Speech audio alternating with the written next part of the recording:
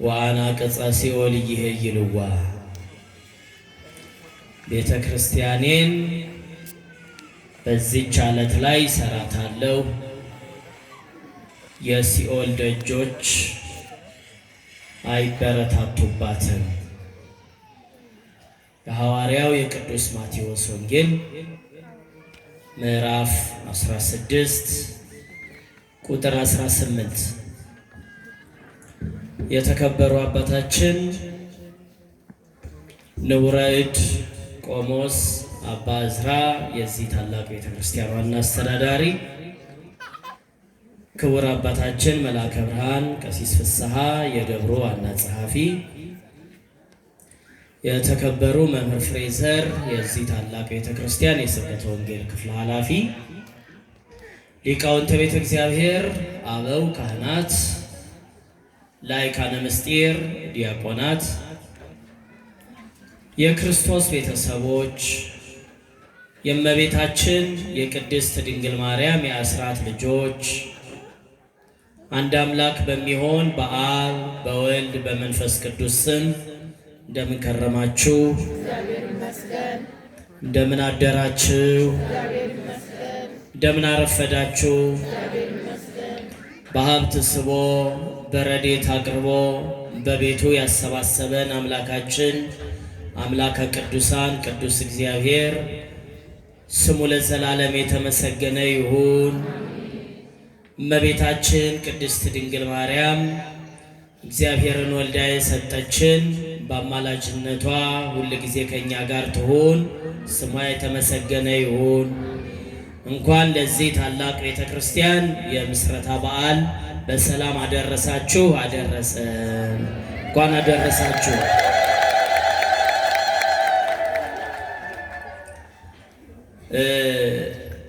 በዛሬው ዕለት በእግዚአብሔር ፈቃድ የምንማማርበት የትምህርታችን ርዕስ የማቴዎስ ወንጌል ምዕራፍ 16 ቁጥር 18 ላይ ያለው ቅዱስ ቃል መነሻ ይሆንና የትምህርቱ ዋናው መልእክት የቤተ ክርስቲያንን ምንነት መግለጥ ይሆናል።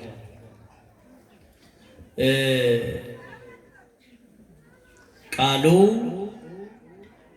በዚች አለት ላይ ወይም ባንተ አለትነት ላይ ቤተ ክርስቲያኔን እሰራታለሁ፣ የሲኦል ደጆች አያናውጧትም፣ አይበረታቱባትም የሚል ነው። የቃሉ ተናጋሪ አምላካችን ጌታችን መድኃኒታችን ኢየሱስ ክርስቶስ ቃሉን የተናገረው በቂሳሪያ በሚባል ቦታ ቅዱሳን ሐዋርያቱን በጠየቀበት ጊዜ ነው። መምህራነ ቤተ ክርስቲያን ተስዕሎተ ቂሳሪያ የቂሳሪያው ጥያቄ በማለት ይህንን ክፍል ያነሱታል። ታዲያ ጌታችን መድኃኒታችን ኢየሱስ ክርስቶስ ያኔ ሐዋርያቱን አሁንም እኛን ይህንን ጥያቄ ይጠይቀናል። ይህ ጥያቄ ሃይማኖት የጸናበት መሰረት የተጣለበት ብዙ መናፍቃንም ድል የተነሱበት ለሁሉም ነገር መልስ ያገኘንበት ታላቅ ጥያቄ ነበር ጌታችን መድኃኒታችን ኢየሱስ ክርስቶስ የጠየቀው። ጥያቄውን በመክብበ ሐዋርያት በርዕሰ ሐዋርያት በቅዱስ ጴጥሮስ አማካይነት ሁሉንም ይጠይቃቸዋል ማለት ነው፣ እኛንም ጨምሮ። ጥያቄው ምን ነበር? መነ ይብልዎ ሰብ ለወልደ እጓለ እመሕያው፣ ሰዎች የሰውን ልጅ ማን ይሉታል የሚል ነበር። ሰዎች የሰውን ልጅ ማን ይሉታል? የሰው ልጅ እያለ የሚናገረው ማንን ነው? ራሱን ነው። ጌታችን መድኃኒታችን ኢየሱስ ክርስቶስ ከሰው ተወልዷልና የሰው ሥጋን ለብሷልና ምን ይባላል? የሰው ልጅ ወልደ እጓለ እመሕያው ይባላል። እና ሰዎች የሰውን ልጅ ማን ይሉታል ብሎ ደቀ መዛሙርቱን ይጠይቃቸዋል። አሁንም እኛ ካህናቱን ይጠይቀናል። ከዛም አልፎ አማንያንን ምእመናንን ይጠይቃል ማለት ነው። መጽሐፍ ቅዱስ ከሌሎች መጻሕፍት ልዩ አድርጎት ቅዱስ የተባለበት አንዱ ምክንያት ያኔ የተነገረው ሕያው ቃል አሁንም ስለሚሰራ ነው። ያኔ የተጠየቀው ጥያቄ አሁንም ጥያቄያችን ነው። ያኔ የተመለሰው መልስ አሁንም መልሳችን ነው። ያኔ የተሰጠው ተስፋ አሁንም ተስፋችን ነው። ያኔ የጸናው ሃይማኖት አሁንም ለኛ ምናችን ነው? ሃይማኖት። ሌላ አዲስ ነገር የለም። እና ሰዎች የሰውን ልጅ ማን ይሉታል በማለት ጠየቃቸው። ከመጠየቁ በፊት ወፈነወሙ በበክልኤቱ ክልኤቱ ሁለት ሁለት እያደረገ እንዲያስተምሩ ወደ ዓለም ይልካቸዋል። ማታ ሲመለሱ ይጠይቃቸዋል። እነሱም የዋሉበትን ይገልጻሉ ማለት ነው። በዛሬው ግብረ መልስ ሪፖርት የምንለው በጥንቱም ነበረ እና አለቃ ሲልክ ኃላፊ ሲልክ የተላኩበትን መልእክት ማድረስ ተገቢ ነው። አለበለዚያ የቁራ መልእክተኛ ያሰኛል። ቁራ ሲላክ በዛው ስለቀረ ማለት ነው። እና ሁለት ሁለት አድርጎ ሲልካቸው አስተምረው አገልግለው ሲመለሱ ይህን ጥያቄ ይጠይቃቸዋል። ዛሬ በዋላችሁበት ሰዎች የሰው ልጅ እኔን ማን ይሉታል አላቸው። እነሱም የሰሙትን ነገሩት። ኤልያስ ነው የሚሉህ አሉ፣ ኤርምያስ ነው የሚሉህ አሉ፣ ከነቢያት አንዱ ነው የሚሉህም አሉ ብለው ሰዎች እሱን የሚሉትን ነገሩ። መቼም ሰዎች ማን ይሉታል ተብሎ አሁንም ቢጠየቅ ያው መናገር የሚያቅተው የለም ማለት ዓለማችን ኢየሱስን ማን ትለዋለች? ብዙ እዛው የምንሰማውን ነገር ሰዓት ላለመፍጀት መልሳችሁ መናገር ይከብዳል። እነገሌ እንዲህ ይሉታል፣ እነገሌ እንዲህ ይሉታል ማለት ቀላል ነው። የሚሉትን ከሰማ በኋላ ዝም አላላቸው። አንትሙሰ መነ ትብሉኒ፣ እናንተስ ማን እንደሆንኩ ትላላችሁ አላቸው።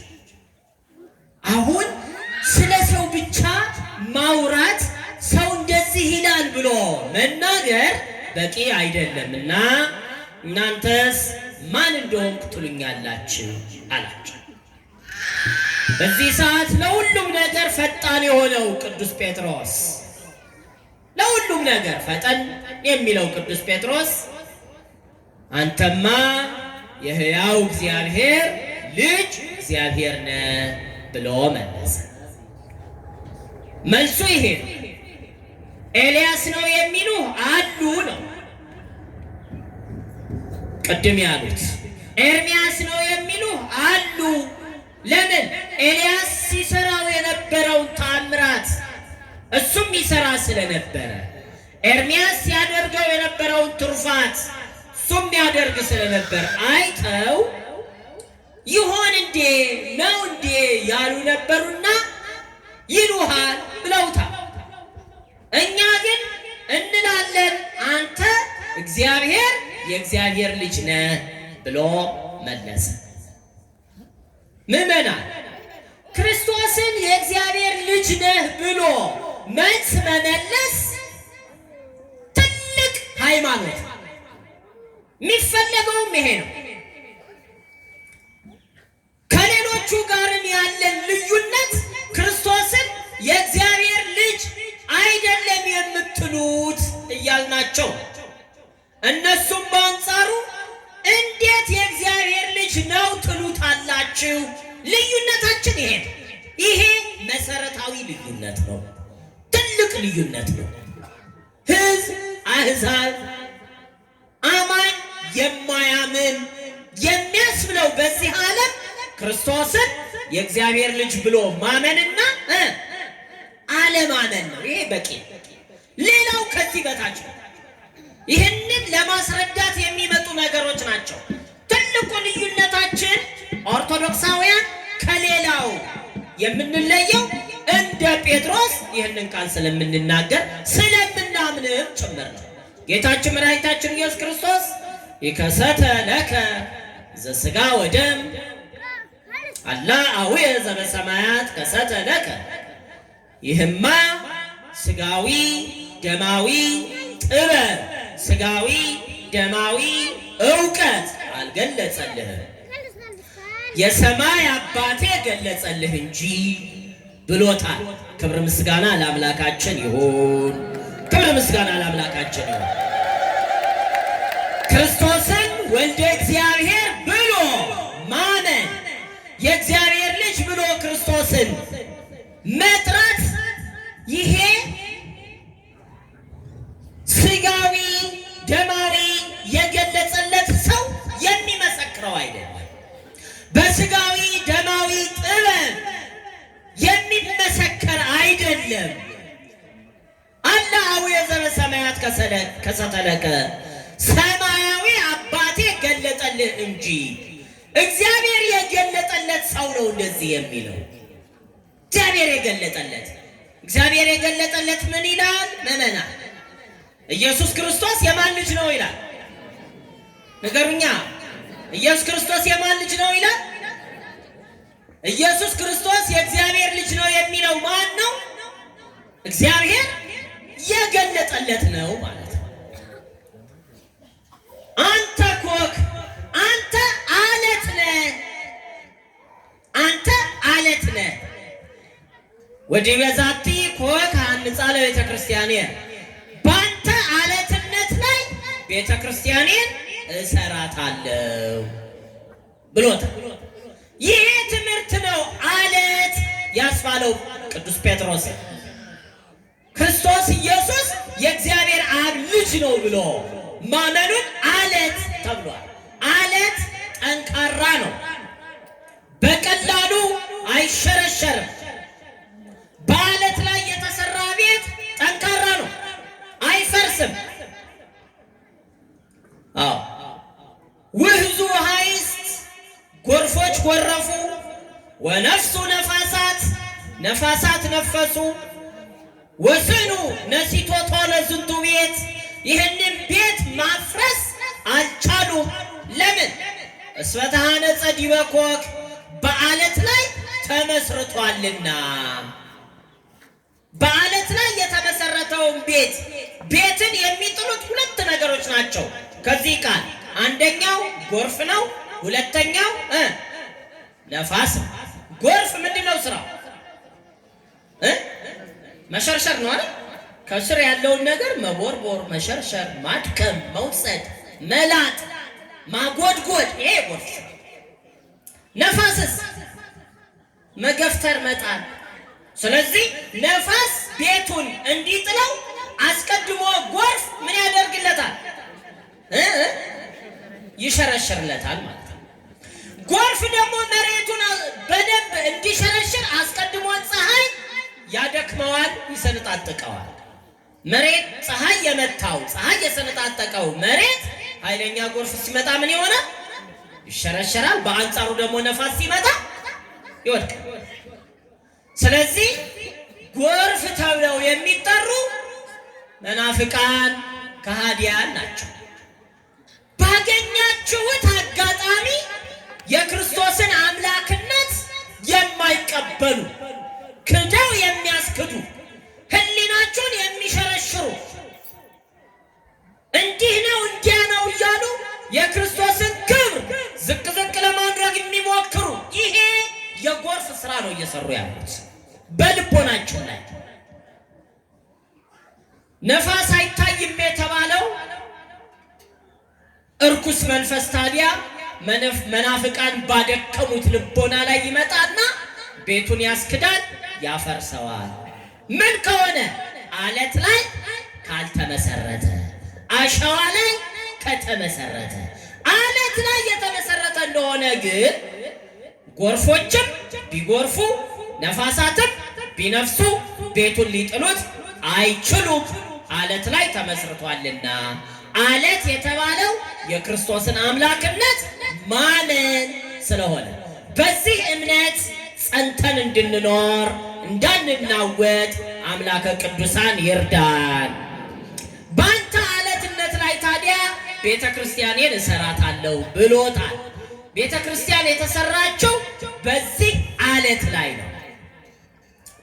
እንኪያስ ቤተ ክርስቲያን አባቶቻችን የተጀመረችው በዓለመ መላእክት መሆኑ ይነግሩናል። ቤተ ክርስቲያን የተጀመረችው በዓለመ መላእክት፣ ከዛም በሕገ ልቦና በሰዎች ልቦና ላይ ነበረች። በሕገ ኦሪት ምሳሌ ሆና ታየች። በሕገ ሐዲስ በክርስቶስ ደም ተመሰረተች።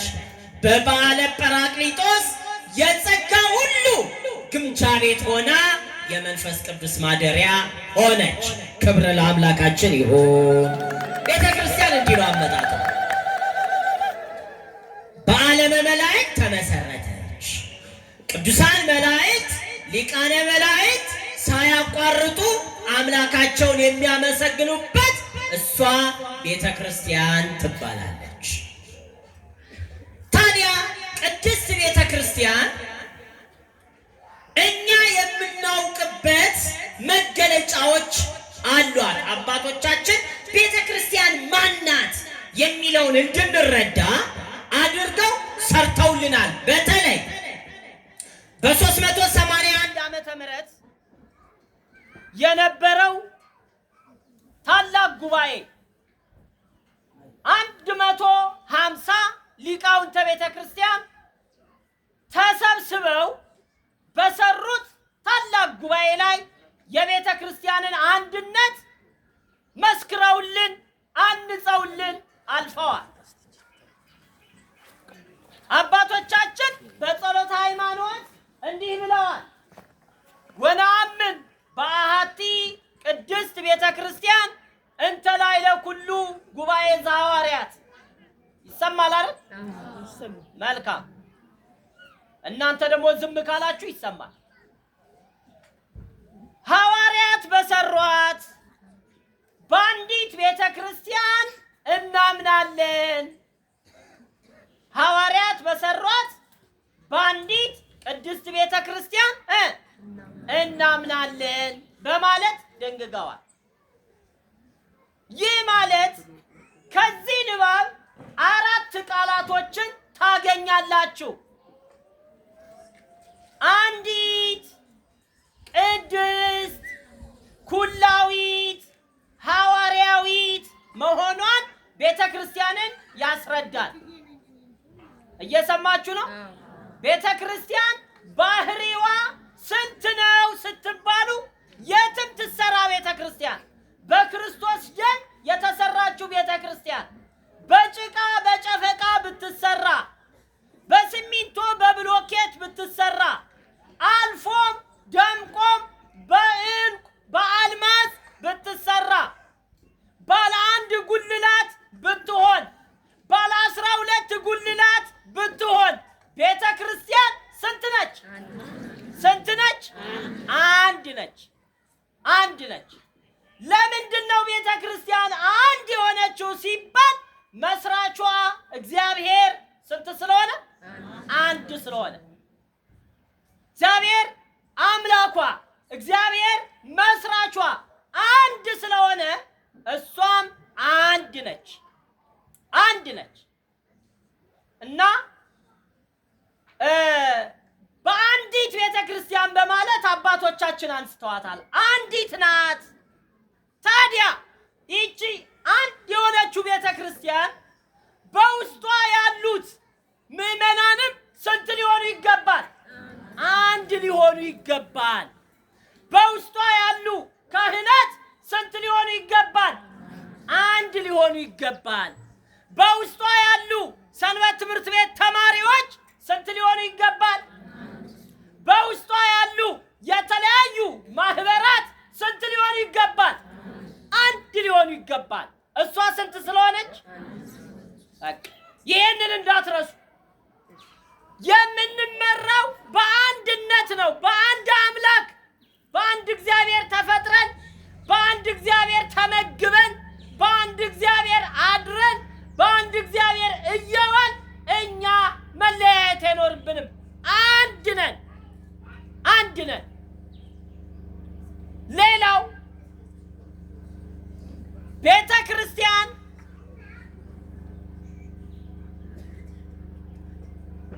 ቤተ ክርስቲያን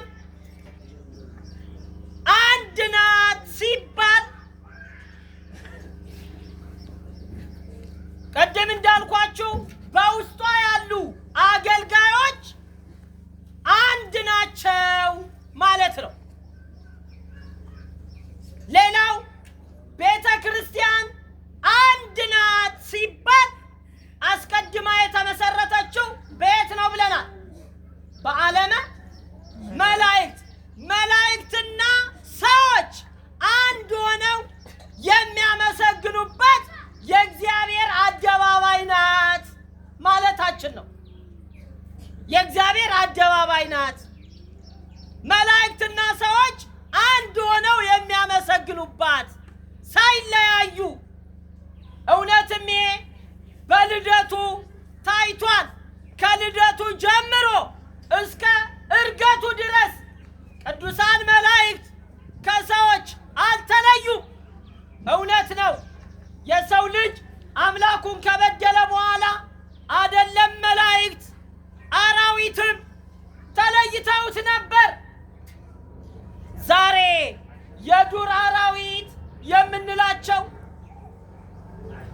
አንበሳና ነብር ትናንትና እስካሁን ሰምታችሁኛል አይደል? መልካም። ትናንትና ዛሬ የዱር አራዊት የምንላቸው አንበሳና ነብር ትናንትና እንደ ውሻ እንደ ድመት አብረው ከአዳም ጋር የነበሩ እንስሳት ናቸው። እሱ ለአምላኩ ስላልተገዛ እኛም አንገዛለትም ብለው ጥለውት ነው ወደ ዱር የሄዱት። ሰው ከእግዚአብሔር ሲጣላ አይደለም መላእክት ማንም ይርቁታል፣ እንስሳትም ይርቁታል፣ አራዊት ይሆኑበታል። አራዊቱ ብቻ አይደለም፣ እቤት ውስጥ ያሉት እንስሳት ሁሉ ይጠሉታል፣ አይታዘዙለትም። የገዛ ድመቱ የገዛ ውሻው ሰው በራሱ ላይ ጠላት ይሆናል። እሱ ለማን ስላልተገዛ? ለእግዚአብሔር። እግዚአብሔርና ሰው ከታረቁ በኋላ ኢየሱስ ክርስቶስ በቸርነቱ በፈቃዱ የእኛን ሥጋ ለብሶ እኛን ካዳነ በኋላ ግን ከልደቱ እስከ ዕርገቱ ቅዱሳን መላእክት ከሰው አልተለዩም። በልደቱ ጊዜ መልአኩ መጥቶ እረኞቹን ተወልዶላችኋል መድኃኒት በቤተልሔም ብሎ ነገራቸው። እነሱም ሄዱ። ኖሎት ከመላእክት ጋር አብረው አመሰገኑ። ምን ብለው? ስብሐት ለእግዚአብሔር በሰማያት ወሰላም በምድር። ለእግዚአብሔር በሰማይ ምን ይሁን? ምስጋና ይሁን። በምድርስ ሰላም። በምድር ምን ይሁን? በሰማይ ምን ይሁን? አረ ንገሩኝ። በሰማይ ምን ይሁን? ምስጋና። በምድር ምን ይሁን? ሰላም። የሚያስፈልገው የት ነው ማለት ነው? እዚሁ ምድር ላይ ያ ሰላም ይሁን የተባለው ሰላም የሚመጣው ካህኑ በቅዳሴ ጊዜ ሰላም ለእናንተ ይሁን እያለ የሚለምንልን ሰላም፣ እኔም እሰጣችሁ ሰላም ዓለም እንደሚሰጣችሁ አይደለም የተባለው ሰላም የሚመጣው ቤተ ክርስቲያን አንድ እንደሆነች እኛ እኛም ስንት እንድንሆን ነው? አንድ ስንሆን ያ ሰላም ይመጣል መሀላችን ላይ። የሚገርም እኮ እኛ ተለያይተን ለምን ሰላም አልሰፈንም ሲባል ምንድን ነው የሚባለው? የእኛ መለያየት ሰላምን ያመጣል ወይ? የእኛ ናዛዥና ተናዛዥ አባትና ልጅ የጠፋበት ዘመን ላይ ሆኖ ሰላም ይምጣ ማለት አይከብድም። ሰላም እንዲመጣ እኛ ስንት መሆን መቻል አለብን? አንድ መሆን መቻል አለብን። አንድነታችንን ይስጠን እና ቤተ ክርስቲያን አንድ ነች ማለት መላእክት ከሰዎች ጋር አብረው በአንድነት የሚያመሰግኑባት፣ ካህናት ከምዕመናን ጋር አብረው በአንድነት ምን የሚያመሰግኑባት። ከኔ ጋር ናችሁ? በቅዳሴ ሰዓት 3 አይነት ይትባህሎች አሉ። ይበል ይበል የሚባል ይበል ካህን ካህኑ የሚለው፣ ይበል ዲያቆን ዲያቆኑ የሚለው፣ ይበል ሕዝብ የሚለው ማለት ነው። 3ቱም በአንድነት የሚያገለግሉባት። አየህ፣ ዲያቆኑ የራሱ ድርሻ አለው፣ ቄሱ የራሱ ድርሻ አለው፣ ሕዝቡም የራሱ ድርሻ አለው። ሕዝብ ከሌለ ይበል ሕዝብ የሚለው ማን ይለው ነው? ለዚህ እኮ ነው ማስቀደስ አለብን የምንለው። ድርሻ አላችሁ ምዕመናን፣ አንድ ላይ ነው ጸሎታችን ማለት ነው። ሌላው ቤተ ክርስቲያን አንዲት ነች ማለት በአካለ ሥጋና በአካለ ነፍስ ያሉ ቅዱሳን በአንድነት የሚያመሰግኑባት ኅብረት ማለት ነው። በአካለ ሥጋ ያለን እኛ፣ በአካለ ነፍስ ያሉ ቅዱሳን አብረው የሚያመሰግኑባት ስትሆነ አንድ ሆነን የምናመሰግንባት ቤተ ክርስቲያን የምትባለው ይች ነች። አብዛኞቻችሁ ስለ ነገረ ቤተ ክርስቲያን ሲነገር አልፋችሁ እናንተ ይሄ ምንድነው ስትራክቸሩ ላይ መዋቅሩ ላይ ትሄዳላችሁ። ይሄ ቅዱስ ሲኖዶስ፣ ጠቅላይ ቤተ ክህነት፣ ሀገረ ስብከት፣ ክፍለ ከተማ፣ ወረዳ ቤተ ክህነት፣ ሰበካ ጉባኤ፣ አጥቢያ ቤተ ክርስቲያን፣ ይሄ ስትራክቸር ነው፣ መዋቅር ነው። ይሄ መከበር አለበት። እውነት ነው። ቤተ ክርስቲያን የምንለው ግን በደንብ አድርጋችሁ የምትሰሙት የመላእክትና የሰዎች፣ የካህናትና የሰዎች፣ የጻድቃንና የኃጥአን፣ የቅዱሳንና የእኛ አንድነት ኅብረት ማለት ነው። ቅዱስ ዮሐንስ አፈወርቅ ቤተ ክርስቲያን ፍርድ ቤት አይደለችም፣ ቤተ ክርስቲያን ምንድን ነች አለ? ሐኪም ቤት ነች። ምን ማለቱ ነው? በሽተኞችም ይገኙባታል ማለት ነው። ስለዚህ ጤነኞችም በሽተኞችም አብረው ምን የሚሉባት የሚለምኑባት፣ ባለጠጎችም ድሆችም አብረው የሚለምኑባት ይህች ነች አንድነት የምትባለው። ያለው ከሌለው ጋር አብሮ ተካፍሎ የሚኖርባት ይህች ነች አንዲት የምንላት ቤተ ክርስቲያን። ስለዚህ ቤተ ክርስቲያን ስንት ነች? ቤተ ክርስቲያን ስንት ነች? አንዲት ነች። አንዲት ነች። አንድ የሆነችው መስራቿ እግዚአብሔር ስንት ስለሆነ? አንድ ስለሆነ። ሁለተኛው ቤተ ክርስቲያን ቅድስት ነች። ይሄም ባህሪዋ ነው፣ ቅድስት ነች። ለምን? እኔ ቅዱስ ነኝና እናንተም ቅዱሳን ሁኑ ብሎ በኦሪትም በነቢያትም በሐዲስም በብሉይም ያስተማረው አምላካችን ቸሩ እግዚአብሔር ነው። ቅድስናውን በጸጋ ለፍጡር የሰጠ አምላክ ስሙ የተመሰገነ ይሁን። እኔ ቅዱስ ነኝና እናንተም ቅዱሳን ሆኖ። እውነት ነው። ወደ ቤተ ክርስቲያን ገብቶ ያልተቀደሰ ማን አለ? ምእመና እስኪ ልጠይቃችሁ፣ ይሰማላል? አፈር ነው፣ ተፈጥሮ አፈር ነው አይደል? ቤተ ክርስቲያን ሲገባ ምን ይሆናል? ተባርኮ ተቀድሶ ስም ወጥቶለት ምን ሆነ? እምነት። ጥሩ። ውሃ ተፈጥሮ ውሃ። ቤተ ክርስቲያን ሲመጣ ተባርኮ ተቀድሶ ምን ይሆናል?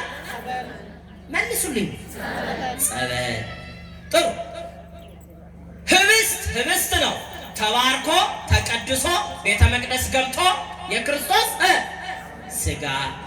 ወይን ነው። ተባርኮ ተቀድሶ ተቀድሶ የክርስቶስ ደም። እየሰማችሁ ነው? ሳህን ነው ተባርኮ ተቀድሶ ቤተ መቅደስ ሲገባ ፀሐይ።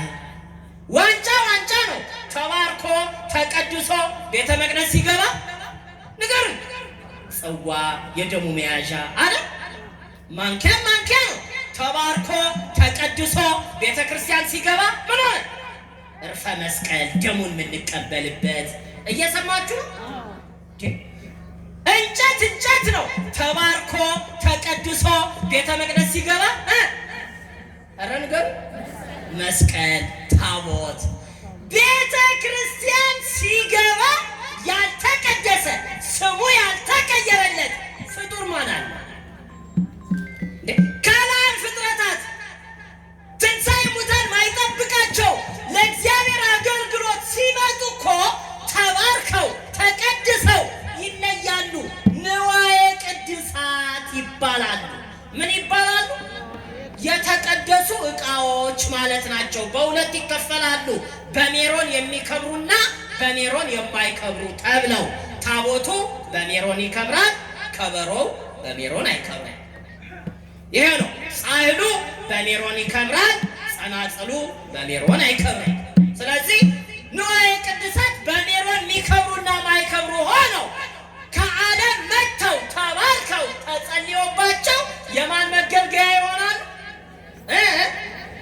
ከዚህ በኋላ ግን የእግዚአብሔር መገልገያ ከሆነ በኋላ ተመልሶ ወጥቶ የረከሰ ንዋይ የረከሰ ዕቃ አለ የለም እኮ።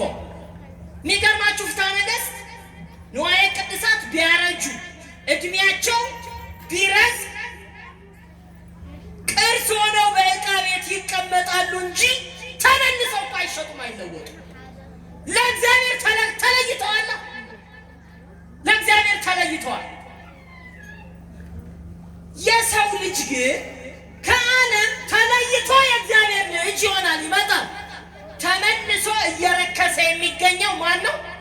የሰው ልጅ ብቻ። ለምን? ቅድስናውን ስላልጠበቀ። ቅድስት ቤተ ክርስቲያን ውስጥ ገብተን እንዴት እኛ ከንዋየ ቅድሳት እናንሳለን? ምዕመናን እንዴት እናንሳለን? ከበሮ ከውጭ መጥቶ እዚህ የእግዚአብሔር አገልጋይ ሆኖ እድሜን እኮ ሲኖር አንድ ቀን እንኳን ረክሶ ሳያቅ እኛ በአርአያው በአምሳሉ ተፈጥረን ቅድስናችንን ለምን እናጣለን? ቤተ ክርስቲያን የምታስተምረን ይህንን ነው። ቅድስት ነች፣ መስራቿ ቅዱስ ነው፣ እሷም ቅድስት ሆናለች። በውስጧ የሚገኙ ሁሉ ምን ይሆናሉ? ቅዱሳን ይሆናሉ። ካህናቶቿ ቅዱሳን ካህናት፣ ዲያቆናቶቿ ቅዱሳን ዲያቆናት፣ ምዕመናኖቿ ቅዱሳን ምዕመናን ለመባል አምላካችን ያብቃል። እንደው በእውነቱ ከንዋየ ቅዱሳት ማነስ የለብንም። ትንሣኤ ሙታን የላቸው ንዋየ ቅዱሳቱ። እኛ እኮ ትንሣኤ ሙታን ያለን በአርአያው የተፈጠርን ነን። ስለዚህ ቅድስት ተብላ እኛንም የምትቀድሰን ነች። ማን? ቤተ ክርስቲያን። ይሄ ሁለተኛ ጸባይዋ ባህሪዋን። ሶስተኛው ዓለማዊት ዩኒቨርሳል ኩላዊት በሁሉ ቦታ ያለች አንዳንድ ሰዎች ሞኞች ናቸው። ቤተ ክርስቲያንን ህንፃውን ሲያቃጥሉ ቤተ ክርስቲያን የተቃጠለች ትመስላቸዋለች። ታቦቱን ሲያቃጥሉ ታቦት የተቃጠለ ይመስላቸዋል። ጥያቄ ጠይቃችሁ ቤተ ክርስቲያን ይቃጠላል አይቃጠልም?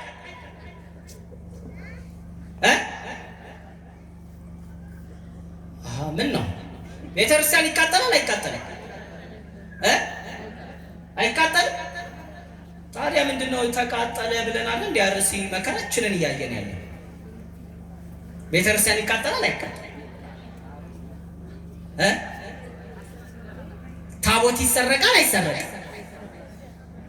ታቦት ይሰበራል አይሰበርም? እነዚህ ነገሮችን በደንብ አውቋቸው ምዕመናን። ቤተ ክርስቲያን እኛ የምናየው የህንጻማ በዕለተ ምጽአት ድንጋይ በድንጋይ ላይ አይኖርም ተብሏል አይደል? ይፈርሳል እኮ። እኛ የምናመልከው እግዚአብሔር የሰጠን የማትፈርሰውን ቤተ ክርስቲያን ነው። ልቦናችን ላይ ያለች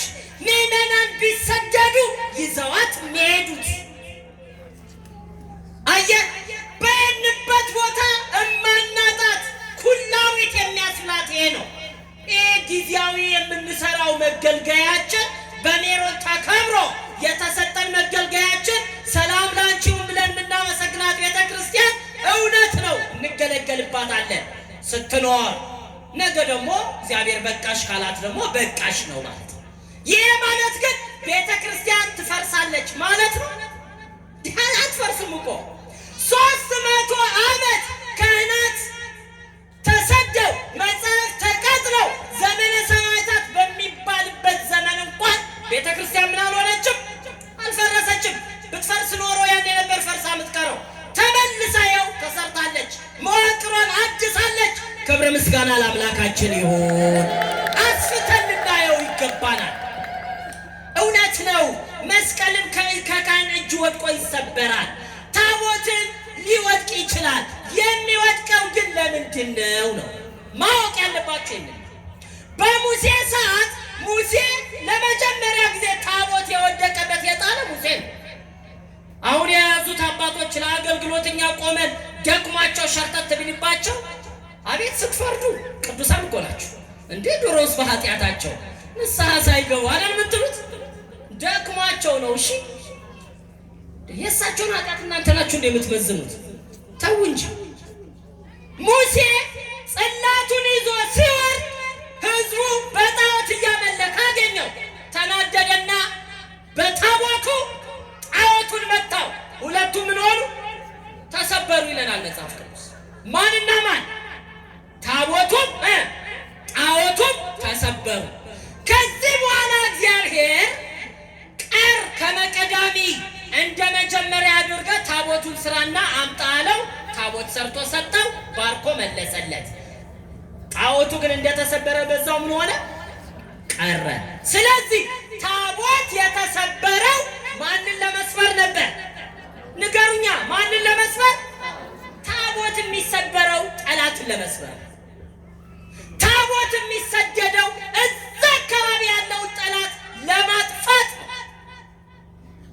ታቦት የክርስቶስ ምሳሌ ነው። ታቦት እንደተሰበረ ክርስቶስም በመስቀል ላይ ተሰቅሏል። ማንን ለመምታት? ዲያብሎስን በሞቱ ደምሰሶ ለሞት። እንዲህ ዲያብሎስ ጣዖት ተሰብሮ ቀረ። ታቦት ክርስቶስ ግን ከሙታን ተለይቶ ተነሳ። ክብር ምስጋና ለአምላካችን ይሁን። ይህ ነው። ቤተ ክርስቲያን ተቃጠለ፣ ታቦት ተሰረቀ፣ እንዲህ ሆነ ስንሰማ እግዚአብሔር የሚሰራው ተአምር አለ ብለን ልናምን ይገባናል። ገዳዮች ከገደሉ በኋላ እኮ እነዚህ ሰዎች ስንገድላቸው የሚያመልኩት አምላክ ምን አይነት የጸና ነው ብለው በመግደላቸው ተጸጽተው እንዲመለሱ እኮ እግዚአብሔር ያደርጋል። እነሱንም በንስሐ ይመልስልን፣ የሞቱትን ደግሞ ያጽናልን፣ ነፍሳቸውን ይማር፣ ቤተሰቦቻቸውን ያጽናል። ስለዚህ እግዚአብሔር ለተአምር የሚያደርገው መሆኑን ማመን አለብን። ቤተ ክርስቲያን ሁለንተናዊ ነች። በብዙ ዓለም ላይ ቤተ ክርስቲያን ሰፊ ነች። የመጨረሻው ቤተ ክርስቲያን ሐዋርያዊት ነች። ሰንሰለቷ ያልተበጠሰ ቅዱስ ክርስቶስ ለቅዱስ ጴጥሮስ ቁልፉን ሰጠ። ቅዱስ ጴጥሮስ ለደቀ መዛሙርቱ እንደዛ እያለ አባቶቻችን ላይ ደረሰ። ኢትዮጵያ ስንተኛ ፓትርያርክ ነው አሁን ያላት? ስድስተኛ አይደል? አዎ፣ ለኢትዮጵያ ለኛ ነው ስድስተኛነታችን። ከቅዱስ ጴጥሮስ ጀምረን ስንቆጥር ግን 128ኛ ናቸው። አሁን ማቲያስ 128ኛ ምን ማለት ነው? ሐዋርያዊት ነች። ሰንሰለቱ ምን አልሆነም? አልተበጠሰም ማለት ነው። መሀል ላይ ካቶሊክ ተቆርጣ ወጣለች። ፕሮቴስታንት ምናምን የምትሏቸው እነሱ ከኛም አይደለም ሲጀመር የሚወጡት ከካቶሊኩ ቤት ስለሆኑ ተዋቸው። ከኦርቶዶክሳዊት አመለካከት ግን የወጣችው ማነች? ካቶሊክ ነች። ከዛ ውጭ ኦርቶዶክስ ተዋሕዶ የኢትዮጵያ ቤተ ክርስቲያን ከቅዱስ ጴጥሮስ እስከ አቡነ ማትያስ መቁጠር ትችላላችሁ።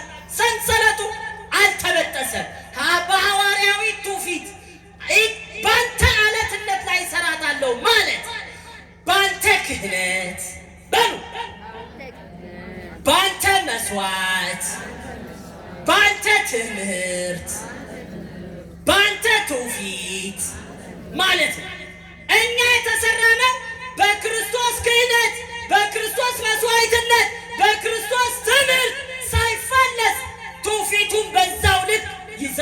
ተቀብለናል። ወአናቅጸ ሲኦል ይልዋ በውስጥ ያሉ መናፍቃን በውጭ ያሉ አሕዛብ ሊፈትኗት ይችላሉ። በክርስቶስ ደም የተመሰረተች ስለሆነች እሷ ምን አትሆንም? አትፈርስም። ስለዚህ ቅድስት ቤተክርስቲያን የምንገልጻት እንደዚህ ነው። እኛም በውስጧ ሆነን ተቀድሰን መንግስቱን ለመውረስ አምላካችን ያብቃን። እናንተ እድለኞች ናችሁ። ቅድም ሊቃውንቱ ሲዘምሩ እንደነበረ ሁሉ በስላሴው ስላሴነቱን የሚገልጽ ቤት ሰርቶ ቤተ ማርያም ብሎ እንደሰየማት መምህራኑን በዜማ አመስገነውልን ነበር። ገጸ ስላሴው ለአእምሮ የሚለውን የሊቁን ድርሰት ነው ወደ ወረብነት የተቀየረውና ጌታችን መድኃኒታችን ኢየሱስ ክርስቶስ የቤተ ክርስቲያንን አሰራር ለደቀ መዛሙርቱ ነግሯቸዋል፣ አሳይቷቸዋል። በኦሪት የነበረውን አሰራር በአዲስ ኪዳን የነበረው አሰራር እጅግ በጣም የተለየ ነው። አማናዊት ቤተ ክርስቲያን የኛ ቤተ ክርስቲያን አብ ሳረራ አብ መሰረታት፣ መሰረቷ በእግዚአብሔር አብ፣ ወልድ ሀነጻ ወልድ አነጻት፣ ህንፃዋ በእግዚአብሔር ወልድ፣ መንፈስ ቅዱስ ፈጸማ ጉልላቷ በመንፈስ ቅዱስ አብ ወልድ መንፈስ ቅዱስ በስም በግብር በአካል ሶስት ብንለው በመለኮት በባህሪ ስንት ነው? አንድ። ቤተ ክርስቲያን እሱን ትነግረናለች። ምን ሆና? መሰረቷ በአብ ህንፃዋ የጸናው መሰረቷ ላይ እንደሆነ ወልድም የተወለደው ከአብ ነው ማለት ነው። ህንፃዋ በወልድ ጉልላቷ በመንፈስ ቅዱስ መስለው አባቶቻችን ይነግሩናል። ቤተ ክርስቲያን በውስጥ ሶስት ክፍል አላት። መቅደስ፣ ቅድስት፣ ማህሌት እንለዋለን። በሶስቱ ዓለማተ መላእክት ምሳሌ በሶስቱም ሞልቶ መላእክት እንደሚያመሰግኑ በቅድስቱም በማህሌቱም በመቅደሱም ካህናቱ ሞልተው ምዕመናኑ ሞልተው ያመሰግናሉ። ቤተ ክርስቲያን ስንት በር አላት? ሶስት። አንዱ የወንዶች አንዱ የሴቶች ሁለተኛው ሶስተኛው የካህናት መግቢያ ሆኖ ያገለግላል። የወንዶቹና የሴቶቹ በር ትይዩ ሆኖ ይሰራል። ለምን? አዳምና ሔዋን ወደ በር ሲገቡ ለጸሎት እንዳትፈራ በአንጻር በትይዩ ሆኖ ይጠብቃት እንደነበረ ለማሳየት፣ መሃላቸው ላይ ውሃ እንደነበረ ሁሉ መሃላቸው ላይ በመጋረጃ ተጋርዶ ይታያል። ኦሪትንም ነቢያትንም ሰማያዊ ስርዓትንም የምታሳይ ነች ቅድስት ቤተ ክርስቲያን። በውጭ ያሉ ትልልቅ አራቱ ማዕዘን ላይ ያሉ አምዶች በአራቱ ወንጌላውያን፣ ሌሎች አምዶች በቅዱሳን ሐዋርያት፣ በውስጥ ያሉ ምሰሶዎች በአበይት ነቢያት ተመስለው ይነገራሉ። በቤተ ክርስቲያን ዙሪያ የሚንሾካሾኩ ሻኩራዎች ሄሮድስ የፈጃቸው የቤተልሔም ሕፃናት ምሳሌ፣ አንድም ቅድስት ቤተ ክርስቲያንን የሚጠብቁ ቅዱሳን መላእክት የእነሱ ምሳሌ ሆኖ ይነገራል። ግብር ቤት የምንለው ቦታ አለ። ናዝሬት መልአኩ ያበሰረበት፣ ቤተልሔም በስተ ምስራቅ የተወለደበት፣ ቤተ መቅደስ ቀራንዮ የተሰቀለበት፣ መጽሐፍ ቅዱስን እንድንቃኝ እኮ ነው ቤተ ክርስቲያን የተሰጠችን። ክብር ምስጋና ለአምላካችን ይሁን። መጽሐፍ ቅዱስን እንድንቃኝ። ስለዚህ በዚች ቤተ ክርስቲያን ላይ በዚች አለት ላይ ቤተ ክርስቲያን እሰራለሁ ማለት በምዕመናን ልቦና ላይ በሃይማኖት በጸና በምዕመናን ልቦና ላይ የተሰራችው ቤተ ክርስቲያን በሰማይ ያለች የእግዚአብሔር መንግስት ናት። ለቃሉ አምላካችን የተመሰገነ ይሁን። ይቆየን።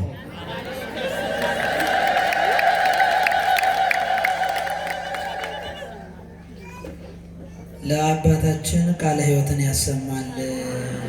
ቃለ ሕይወትን ያሰማልን። በእውነት እጅግ ናቸውና እግዚአብሔር